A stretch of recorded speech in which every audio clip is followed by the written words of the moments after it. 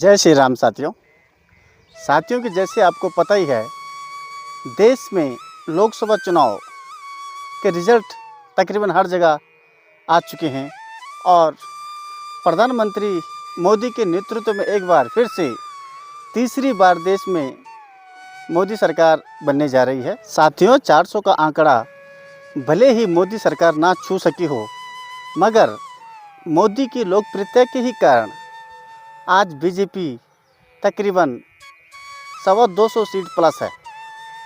साथियों, एक और जहां विपक्ष 272 के मैजिक के आंकड़े को ना छू सकी हो और फिर भी वहां ढोल नगारे बज रहे हों और मिठाइयाँ बंट रही हो, इसका एक कारण यह है कि उनको इस तरह की उम्मीद नहीं थी। और एक और जहां बीजेपी फुल बहुमत से अपनी सरकार बनाने जा रही है, एनडीए सरकार बनाने के बावजूद भी उनके अंदर उतनी खुशी नहीं दिखाई दे रही है, कारण नतीजे उनके अनुरूप ना आना। क्यों? जिस राज्य से बीजेपी को बहुत उम्मीद थी, जिस राज्य से कि दिल्ली का रास्ता बनता है, उसी राज्य से पीछे होने के कारण वो मैजिक आंकड़े को छू नहीं पाए। और साथियों, आखिर क्या कारण था कि बीजेपी यूपी से इतने पीछे हो गई? इसका जो मैं आपको एक मुख्य कारण बताऊं, बीजेपी ने अधिकतर उन प्रत्याशियों को टिकट दिए जो जनता की नज़रों में लोकप्रिय नहीं थे।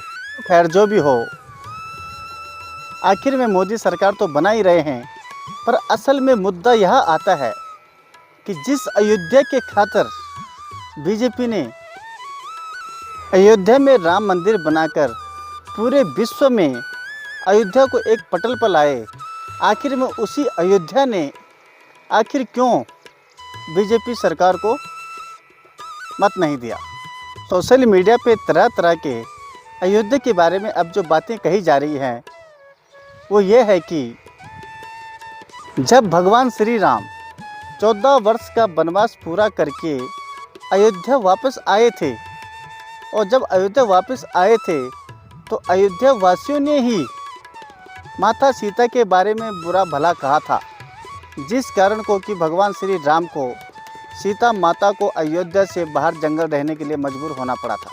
अयोध्या वासियों ने एक मत बनाकर सीता माता को जंगल में रहने के लिए स्वीकार भी किया था। आज वही बात मीडिया के हिसाब से अगर कहा जाए, जिस तरह की प्रतिक्रिया लोगों की आ रही है कि अयोध्या वासियों ने जब भगवान श्री राम को नहीं बख्शा तो आखिर बीजेपी को कैसे बख्शते?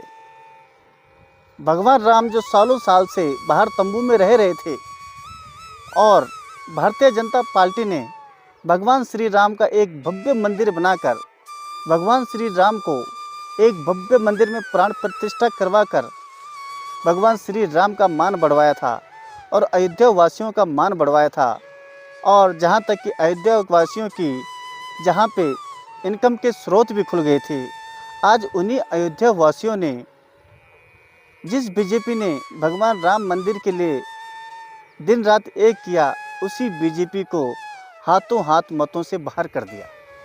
मीडिया पे बहुत सारों का तो यहाँ तक कहना है कि हमने जो अयोध्या का प्लान बनाया था, हमने वो कैंसिल कर दिया है, क्योंकि हमें अब ऐसी अयोध्या में नहीं जाना है।